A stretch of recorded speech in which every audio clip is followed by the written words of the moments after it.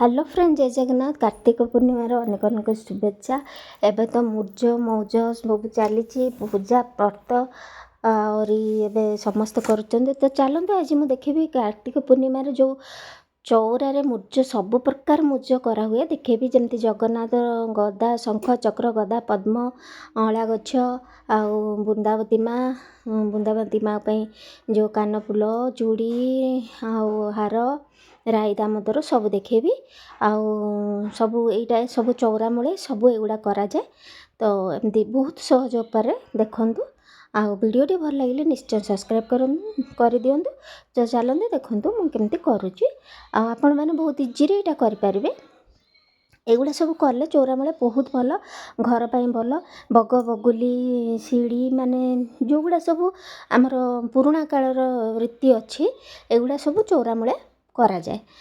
तो चलते देखो मुझे स्टार्ट करदेली। प्रथम मु जगन्नाथ बलभद्र सुभद्रा करची।